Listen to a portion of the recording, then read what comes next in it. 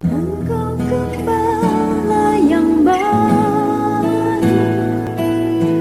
Kau menuntut hidupku dan bawaku ke air tenang, menyegarkan jiwaku. Selamat malam bagi kita semua. Salam. Salam sejahtera dan bahagia kiranya memenuhi kehidupan kita pribadi lepas pribadi, tua muda, laki-laki, perempuan, seberapa kita yang hadir malam ini. Puji Tuhan, biarlah kiranya Tuhan memberkati kita lewat pembukaan firman-Nya untuk sekaligus membawa kehidupan kita sebentar untuk sujud menyembah Allah yang hidup, Allah Abraham, Ishak, Yakub. Saya juga tidak lupa menyapa anak-anak Tuhan, umat Tuhan, hamba-hamba Tuhan yang sedang mengikuti pemberitaan firman Tuhan lewat live streaming video internet, YouTube, Facebook, dimanapun Anda berada. Kiranya Tuhan memberkati. Sebab itu kita berdoa dengan rendah hati, mohon kemurahan Tuhan supaya Tuhan bukakan firman-Nya bagi kita, memberkati kita sekaliannya. Segera saja kita memperhatikan firman penggembalaan untuk ibadah doa penyembahan.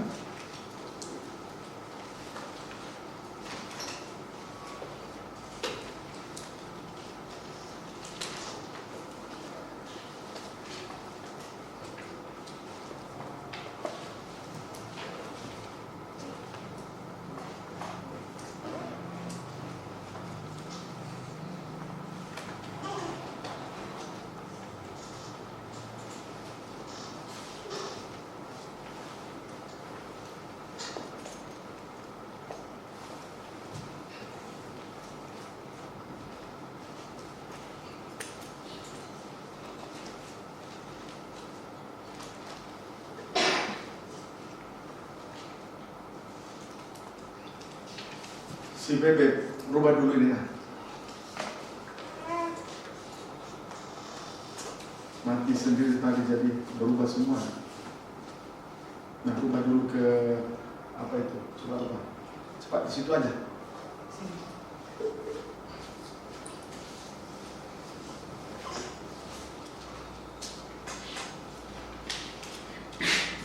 Tinggal rubah aja.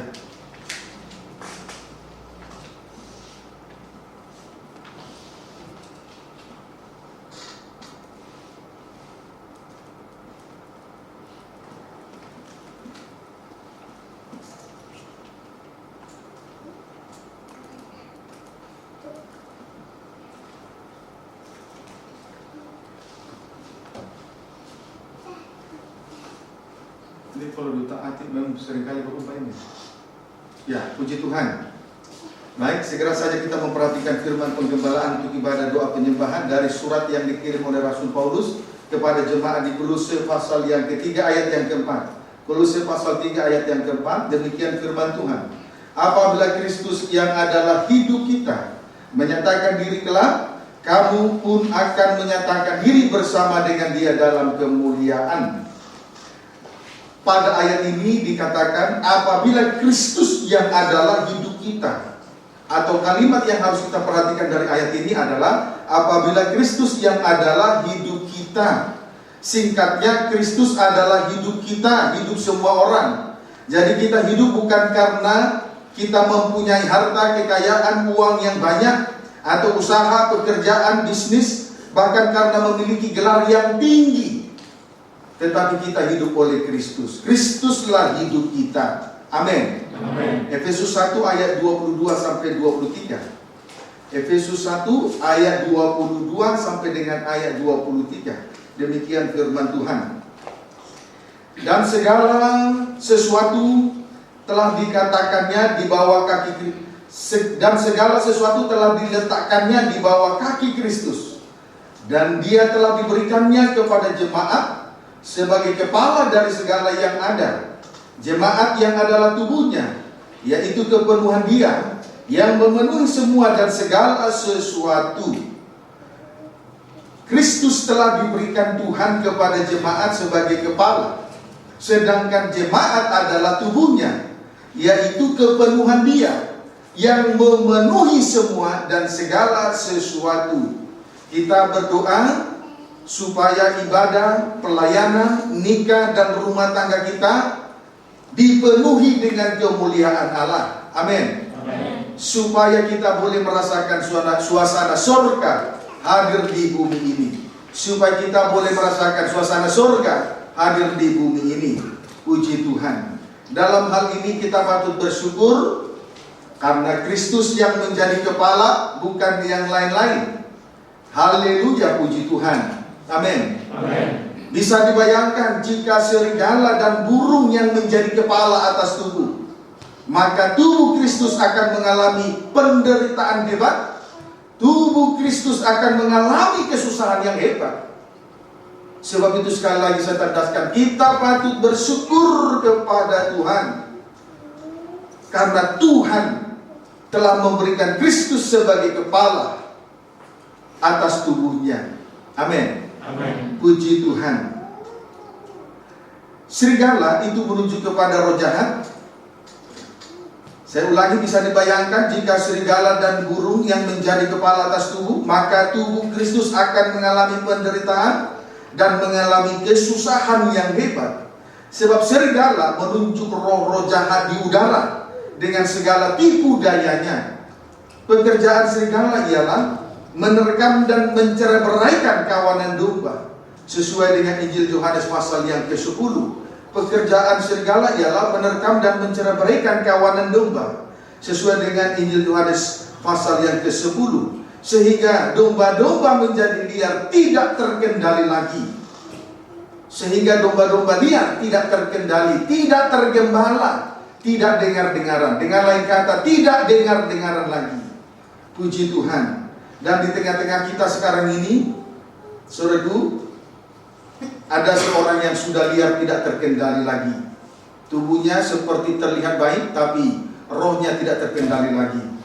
Puji Tuhan, karena Tuhan yang memberi penglihatan itu kepada saya. Kemudian burung menunjuk kepada roh najis.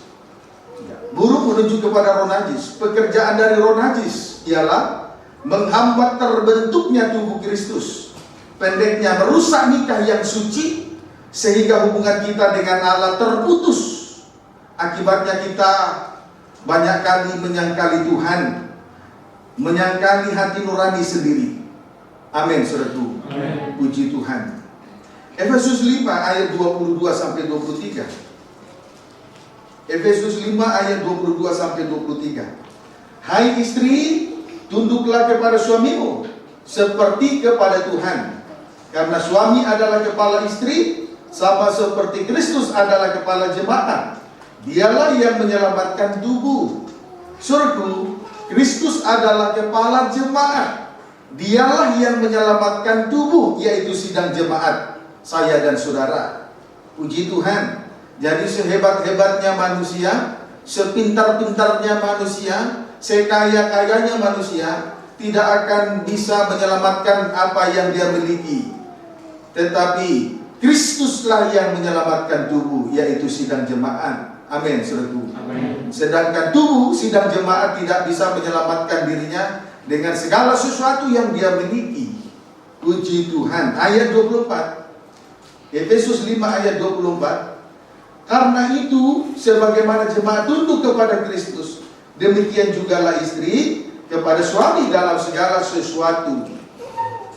Karena Kristus adalah penyelamat tubuh, maka kedudukan dari sidang jemaat sebagai tubuh sudah seharusnya berada di dalam tanda ketundukannya kepada Kristus sebagai kepala.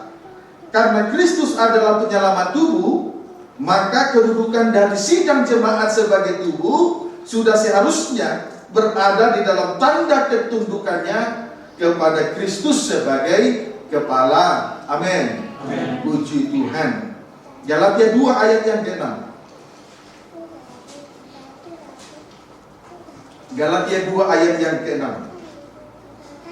Dan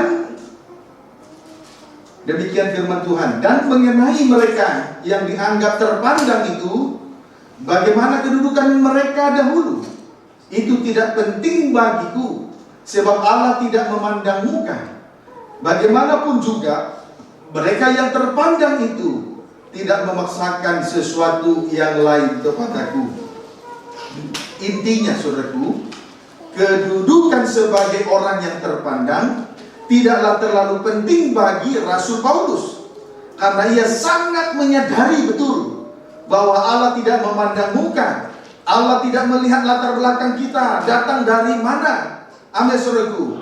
Sekali lagi saya katakan, berkedudukan sebagai orang yang terpandang tidaklah terlalu penting bagi Rasul Paulus, karena ia sangat menyadari betul bahwa Allah tidak memandang muka, Allah tidak melihat latar belakang kita untuk datang kepada Dia. Amin. Puji Tuhan. Saudaraku, tubuh Kristus terdiri dari banyak anggota.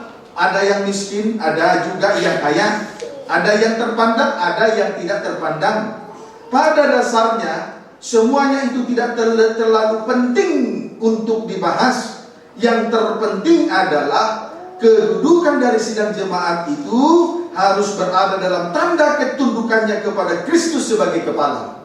Itu saja. Amin. Puji Tuhan. Sekarang lanjut. Bukti bahwa Kristus adalah penyelamat tubuh. Bukti bahwa Kristus adalah penyelamat tubuh. Efesus pasal 5 ayat 25 sampai dengan ayat 29. Efesus pasal yang kelima ayat 25 sampai dengan 29, demikian firman Tuhan. Hai suami, kasihilah istrimu sebagaimana Kristus telah mengasihi jemaat dan telah menyerahkan dirinya baginya untuk menguduskannya, sesudah ia menyucikannya dengan memandikannya dengan air dan firman, supaya dengan demikian ia menempatkan jemaat di hadapan dirinya dengan cemerlang, tanpa cacat atau kerut atau yang serupa itu, tetapi supaya jemaat kudus dan tidak bercela.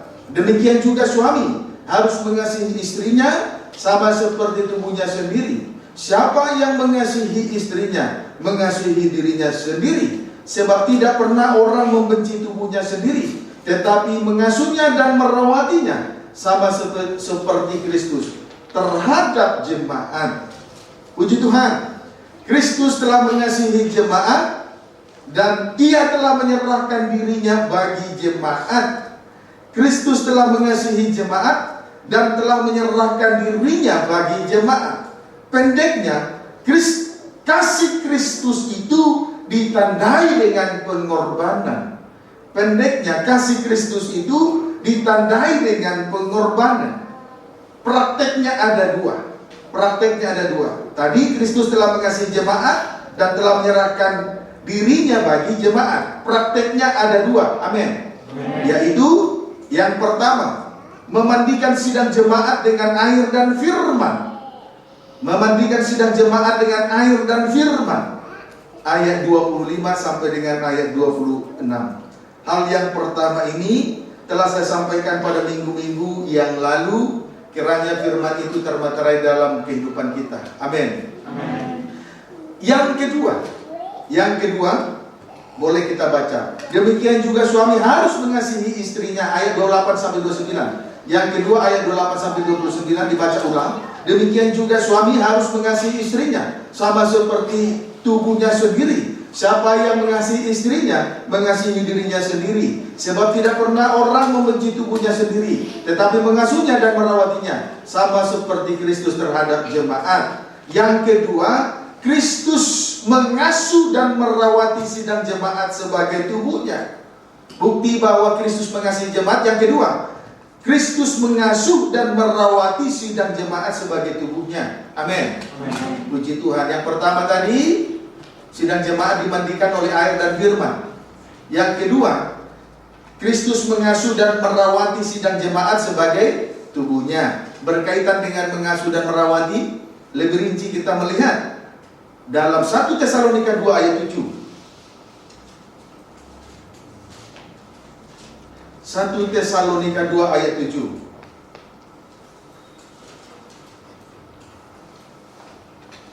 1 Tesalonika 2 ayat yang ke-7, demikian firman Tuhan.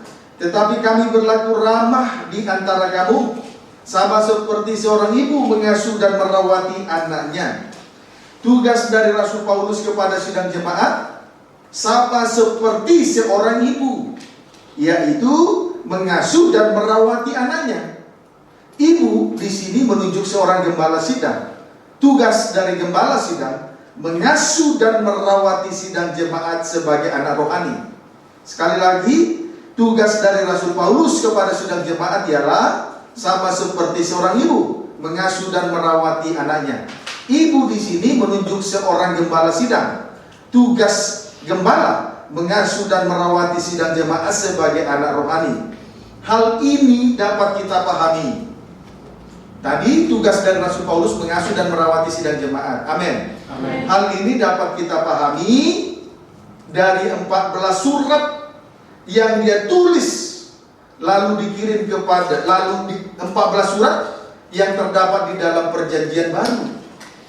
Hal ini dapat kita pahami, saudaraku, kita dapat pahami dari 14 surat yang dia tulis, yang ditulis oleh Rasul Paulus.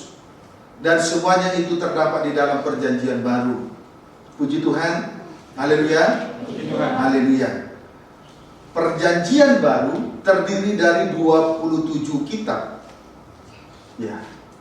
Jadi di antaranya ada 4 di antaranya, saudaraku, dari 23, dari 27 dari 27 kitab yang ada dalam perjanjian baru, di antaranya ada 14 surat yang ditulis oleh Rasul Paulus kepada sidang jemaat, kepada perorangan, dan kepada orang Ibrani.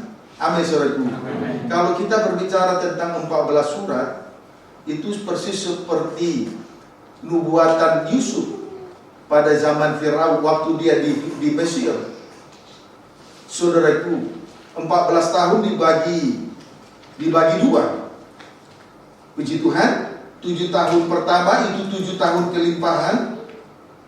Kemudian 7 tahun berikutnya itu adalah 7 tahun kelaparan yang dahsyat. Tetapi dengan hadirnya Yusuf di Mesir, ia mengasuh dan merawati kehidupan daripada orang-orang Mesir. Amin, saudaraku. Puji Tuhan. Demikian juga kalau kita perhatikan silsilah Yesus Kristus. Haleluya. Di dalam Injil Matius terlebih dahulu kita lihat Injil Matius, baca dulu. Kita baca dulu Injil Matius. Karena surat Paulus, 14 surat Paulus dalam perjanjian baru bukanlah suatu kebetulan. Haleluya. Amin, saudaraku. Amin. Baik, inilah silsilah Matius 1 ayat yang pertama sampai dengan ayat 2 dulu. Inilah silsilah Yesus Kristus, anak Daud, anak Abraham. Abraham memperanakan Ishak, Ishak memperanakan Yakub, Yakub memperanakan Yehuda dan saudara-saudaranya. Puji Tuhan. Dan seterusnya dan seterusnya. Singkatnya ayat 17. Jadi seluruhnya ada 14 keturunan dari Abraham sampai Daud. Kemudian 14 keturunan dari Daud sampai ke pembuangan ke Babel. Dan 14 keturunan dari pembuangan ke Babel sampai Kristus. Puji Tuhan. Amin, saudaraku. Dalam perjanjian lama, Yusuf mengasuh dan merawati kehidupan manusia.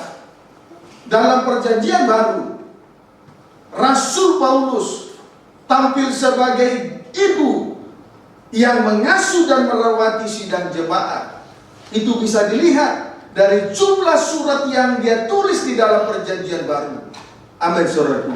Puji Tuhan. Sampai hari ini Tuhan masih mengasuh dan merawati tubuh jiwa roh kita. Dapat dipahami, saudaraku. Kita dipelihara lewat penggembalaan ini. Puji Tuhan. Haleluya. Nah, kita bersyukur di situ. Jadi, saudaraku, tadi saya ulangi, hal ini dapat kita pahami dari 14 surat yang dia tulis lalu dikirim. Adapun 14 surat yang dia tulis lalu dikirim antara lain kepada angka Romawi pertama, angka Romawi 1 kepada 7 sidang jemaat di Asia Kecil, angka Romawi 2 kepada 3 orang anak rohani, kepada 3 orang anak rohani, angka Romawi 3 secara khusus kepada orang Ibrani. Amin.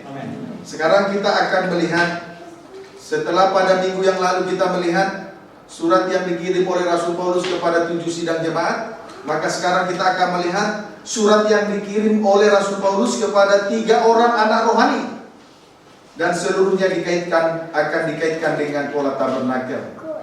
Puji Tuhan. Sekarang surat yang dikirim oleh Rasul Paulus kepada 3 orang anak rohaninya, dan seluruhnya dikaitkan dengan tabernakel. 1. Surat untuk Timotius, dalam kurung yang pertama dan yang kedua. Surat untuk Timotius, ya, sebanyak 2 surat ya. Berarti surat yang dalam kurung, surat yang pertama dan yang kedua. Dalam susunan tabernakel terkena pada tahbisan imam besar dan imam-imam. Dalam susunan tabernakel terkena kepada tahbisan imam besar dan imam-imam. Puji Tuhan. Haleluya. Amin, saudaraku. Dalam susunan tabernakel, saudaraku, surat Timotius pertama dan kedua ini dalam susunan tabernakel terkena pada tahbisan imam besar dan imam-imam. Ditahbiskan artinya 1. dijadikan suci, 2. diangkat, 3. membaktikan diri. Puji Tuhan.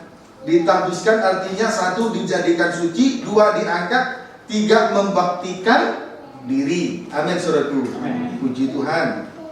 Kemudian kalau kita perhatikan dulu Keluaran pasal yang ke-29.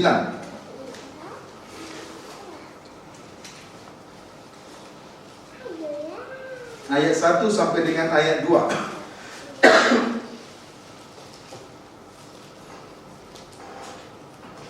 Keluaran 29 ayat 1 sampai dengan ayat yang kedua. Demikian firman Tuhan mengenai pentahbisan Harun dan anak-anaknya. Inilah yang harus kau lakukan kepada mereka untuk menguduskan mereka, supaya mereka memegang jabatan imam bagiku. Ambillah seekor lembu jantan muda dan 2 ekor domba jantan yang tidak bercela. Kemudian roti yang tidak beragi dan roti bundar yang tidak beragi yang diolah dengan minyak, dan roti tipis yang tidak beragi yang diolesi dengan minyak. Dari tepung gandum yang terbaik haruslah kau buat semuanya itu. Puji Tuhan. Haleluya. Saudaraku, untuk tahbisan imam besar dan imam-imam, Tuhan menentukan dan menuntut 3 korban binatang dan 3 ketur roti. Untuk tahbisan imam besar dan imam-imam, Tuhan menuntut dan menentukan 3 korban binatang dan 3 ketur roti. Amin. Puji Tuhan. 3 korban binatang antara lain 1 ekor lembu jantan muda. Itu merujuk kepada korban pendamaian. Amin, saudaraku. Kita diutus untuk membawa berita pendamaian dimanapun kita berada. Imam-imam, saudaraku, kedudukan dari imam-imam ada di antara Allah dengan orang berdosa. Kalau dia disebut imam-imam, baik dia pemimpin pujian, pembaca firman, singer, kolektan, pemain musik, multimedia, infokus, bendahara, sekretaris, kolektan, termasuk singer dan sangkor, itu semua disebut imam. Kedudukannya ada di antara Allah dan orang berdosa untuk memperdamaikan dosa manusia kepada Allah. Puji Tuhan. Berarti menjadi korban untuk memperdamaikan dosa manusia, kitalah yang menjadi korban. Amin, saudaraku. Tidak mengorbankan orang lain dan tidak memanfaatkan kelemahan orang lain. Itu imam. Jangan berharap kepada sesuatu yang tidak baik. Jangan berharap kepada sesuatu yang tidak suci. Jangan berharap kepada sesuatu yang najis dalam melayani Tuhan. Karena kedudukan imam ada di antara Allah dengan manusia berdosa untuk memperdamaikan dosa manusia kepada Allah. Maka kitalah yang menjadi korban. Amin. Itu korban pendamaian. Haleluya, rela menjadi korban. Kemudian binatang yang kedua, itulah domba jantan pertama. Itu domba jantan pertama. Haleluya. Itu berbicara tentang penyerahan Yesus Kristus. Ya, menyerah itu penyerahan Yesus Kristus sebagai imam besar untuk taat kepada kehendak Allah. Kita menyerah untuk taat kepada Allah. Itu tanda penyerahan daripada seorang imam. Untuk taat kepada kehendak Allah, bukan taat lagi kepada kehendak sendiri.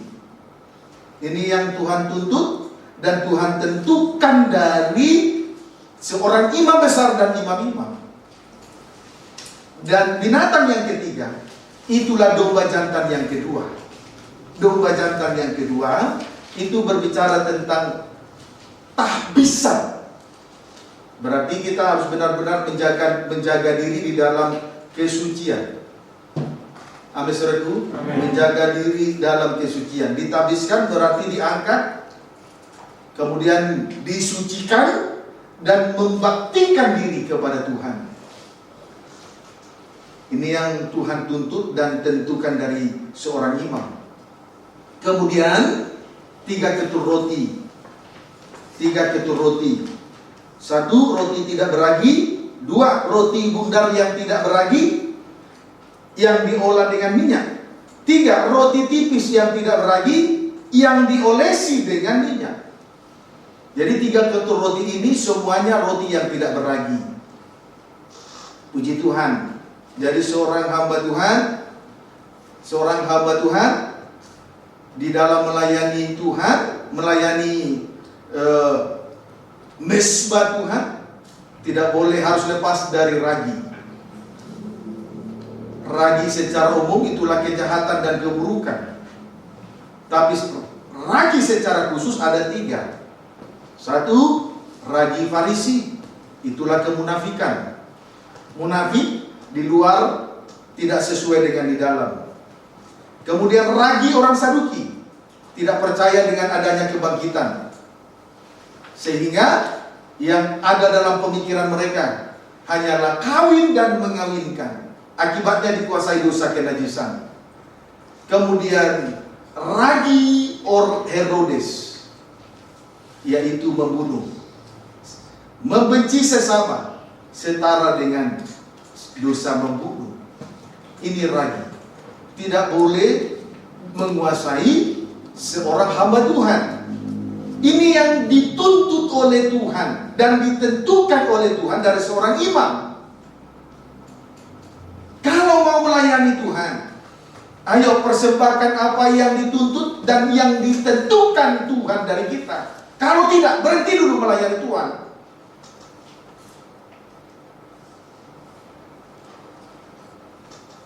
Amin, saudaraku. Amin. Puji Tuhan. Kiranya dapat dipahami dengan baik. Tidak dipaksa melayani Tuhan. Kiranya dapat dipahami dengan baik, ya. Haleluya.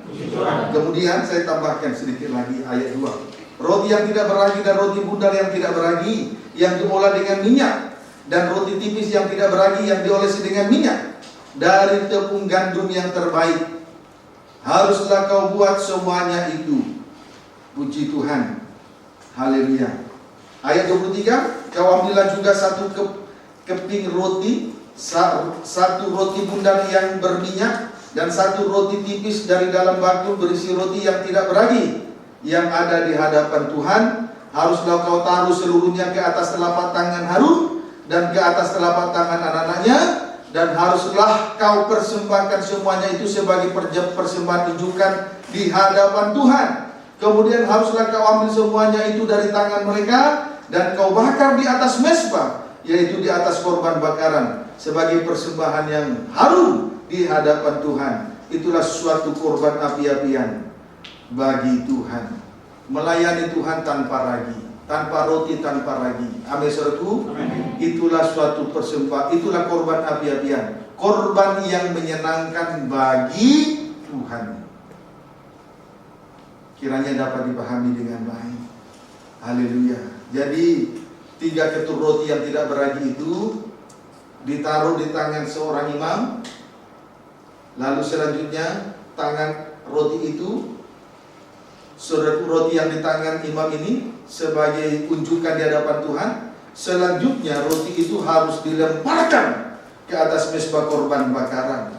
Mezbah itu menuju kepada pelayanan. Maka seorang hamba Tuhan juga harus menyampaikan firman Tuhan dengan yang benar, murni, tidak beragi. Puji Tuhan, kalau hamba Tuhan itu melayani dengan menyampaikan firman disertai dengan ragi-ragi, maka sidang jemaat juga penuh dengan ragi. Itu tidak bisa dipungkiri. Puji Tuhan, haleluya. Puji Tuhan. Nah, jadi saudaraku, di ayat 2 tadi, dari tepung gandum yang terbaik, haruslah kau buat dari tepung gandum yang terbaik, haruslah kau buat semuanya itu. Puji Tuhan. Jadi saudaraku, gandum yang terbaik itu diolah, dilumat, lalu ditusuk. Jadi seorang hamba Tuhan melayani Tuhan dengan membawa 3 ketur roti, semuanya tidak beragi, harus melalui proses sengsara. Yesus telah mengalami penusukan di lambungnya. Amin, saudaraku. Puji Tuhan. Haleluya. Diolah dari gandum yang terbaik, diolah, dilumat, dihancurkan, lalu ditusuk. Puji Tuhan, kiranya dapat dipahami dengan baik. Haleluya. Inilah yang dituntut dan yang ditentukan oleh Tuhan dari seorang imam. Haleluya. Setuju? Amin. Setuju? Amin. Baik, konsekuen dengan perkataan. Sekarang 1 Timotius. Kita lihat ciri penulisan 1 Timotius itu. 1 Timotius 3 ayat 2 dan 4. 1 Timotius. Suratan Timotius adalah suratan tahbisan. Suratan Timotius adalah suratan tahbisan. 1 Timotius pasal yang ketiga ayat 2 sampai dengan ayat yang keempat. Perikopnya syarat-syarat bagi penilik jemaat. Ayat 1, benarlah perkataan ini. Orang yang menghendaki jabatan penilik jemaat menginginkan pekerjaan yang indah. Karena itu pemilik jemaat haruslah seorang yang tak bercacat, suami dari 1 istri, dapat menahan diri, bijaksana, sopan, suka memberi tumpangan, cakap mengajar orang, bukan peminum, bukan pemarah, melainkan peramah, pendamai, bukan hamba uang, seorang kepala keluarga yang baik, disegani dan dihormati anak-anaknya. Puji Tuhan, syarat-syarat bagi penilik jemaat ada 14, yaitu 1, tidak bercacat. 2, suami dari 1 istri. Suami dari 2 istri. Suami dari 1 istri, bukan 2 istri ya. Suami dari 1 istri. 2, dapat menahan diri. 3, bijaksana. 4, sopan. Sopan ya. Amin. Amin. Dari dalam juga harus sopan. Jangan terlihat manggut-manggut, tapi rohmu gerilya.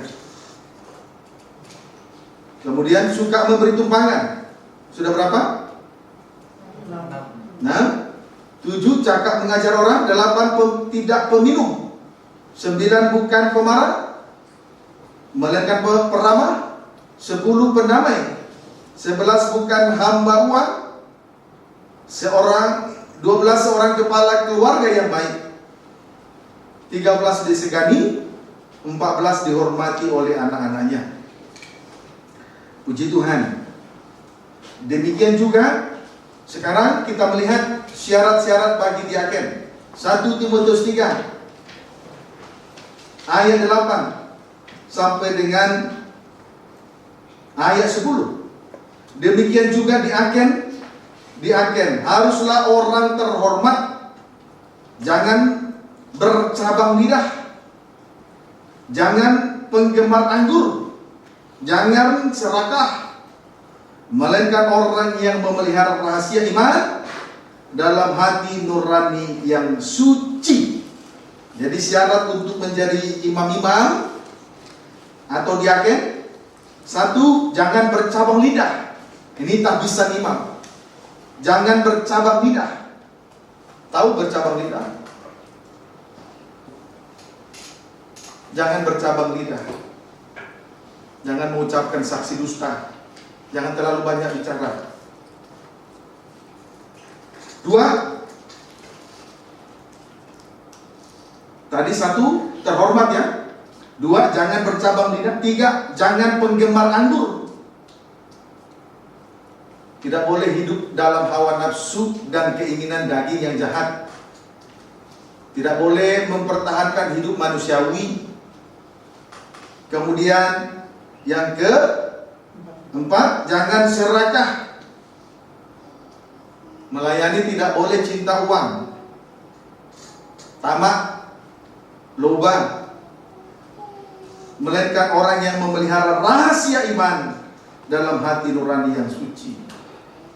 Puji Tuhan, dapat menyimpan rahasia antara lain kekurangan yang ada dalam penggembalaan itu. Jangan membawa rahasia-rahasia yang akhirnya menimbulkan perpecahan dalam penggembalaan itu. Ini dituntut Tuhan dari seorang imam besar, dari seorang imam-imam diaken. Puji Tuhan, haleluya. Nah, sekarang dua, surat untuk Titus. Surat yang ditulis untuk Titus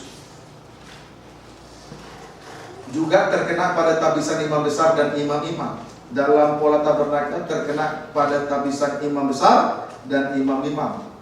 Kalau dalam pola tabernakel kita lihat dulu imam besar, posisinya di sini. Mengapa di sini? Karena dia harus memperdamaikan dosanya dan dosa umatnya sekali setahun di luar, sampai membawa darah lembu jantan dan darah korban penghapus dosa sampai ke ruangan maha suci. Lalu di sini terjadi 7 kali percikan darah di depan tabut perjanjian dan 7 kali percikan darah di atas tutup pendamaian. Amin. Itu sebabnya posisinya berada dalam ruangan maha suci.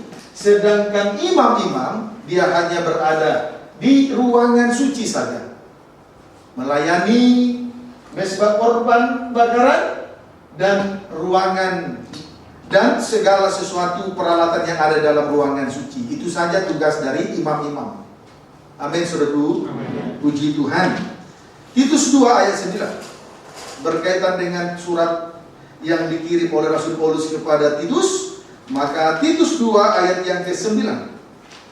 Surat Titus juga dalam susunan tabernakel terkena pada tabisan imam besar dan imam-imam. Titus 2 ayat yang ke-9, demikian firman Tuhan. Hamba-hamba hendaklah taat kepada tuannya dalam segala hal dan berkenan kepada mereka, jangan membantah, jangan curang, tetapi hendaklah selalu tulus dan setia, supaya dengan demikian mereka dalam segala hal memuliakan ajaran Allah, juru selamat kita. Puji Tuhan. Bagian dari tahbisan imam-imam ialah memiliki tabiat yang benar. Bagian dari tahbisan imam-imam ialah memiliki tabiat yang benar, yaitu taat kepada tuannya dalam segala hal. Amin, saudaraku. Bagian dari tahbisan imam-imam ialah memiliki tabiat yang benar, yaitu taat kepada tuannya dalam segala hal. Yesus Kristus adalah Tuan dari hamba-hamba Tuhan.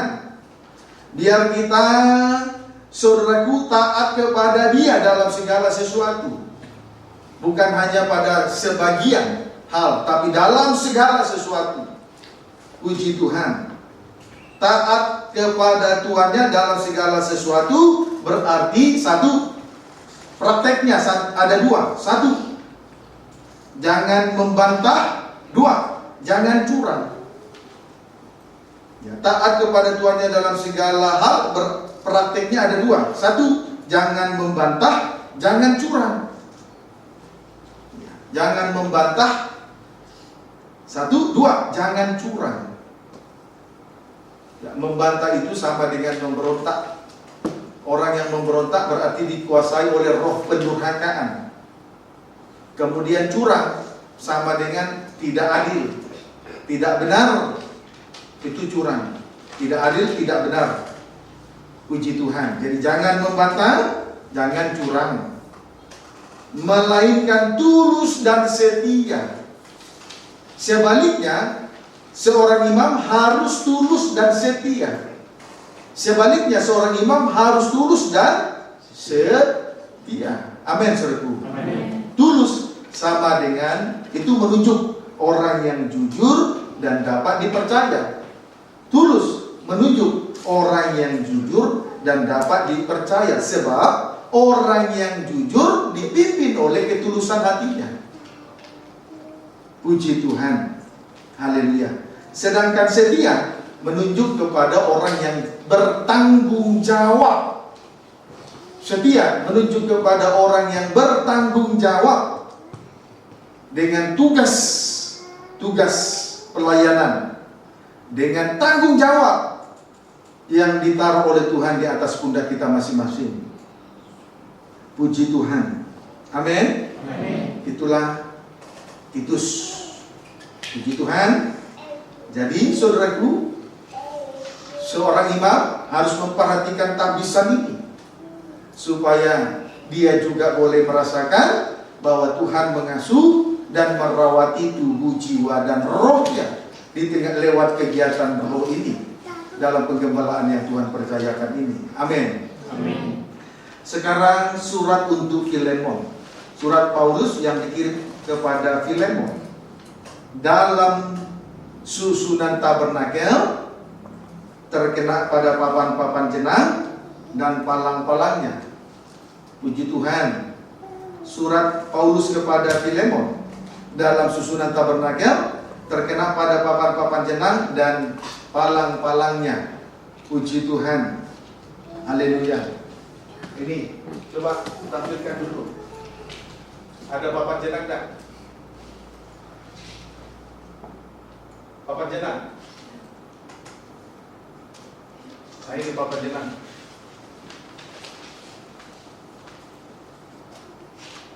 Jadi papan jenang itu bagian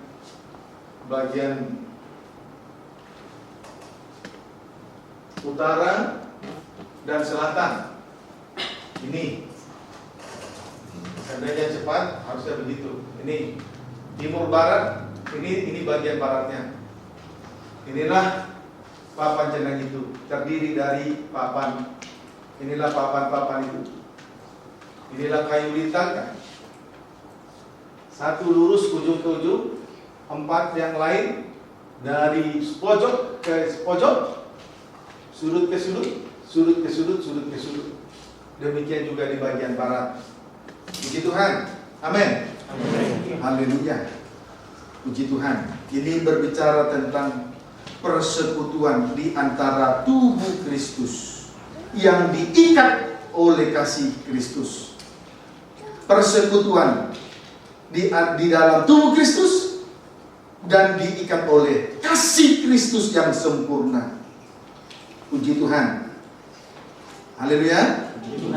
Jadi papan-papan jenang dan palang-palangnya. Papan jenang itu kesatuan dari tubuh Kristus, sedangkan palang-palangnya itu menunjuk kepada kasih Kristus. Kegunaannya mengikat dan mempersatukan dan menyempurnakan gereja Tuhan. Amin, saudaraku. Puji Tuhan. Dan di minggu yang akan datang kita akan melihat ini kembali, surat yang dikirim oleh Rasul Paulus ini kepada Filemon. Jadi ada 3 anak rohani, Timotius 2 surat, Titus 1 surat, dan Filemon 1 surat. Puji Tuhan. Tuhan Yesus memberkati kita semua.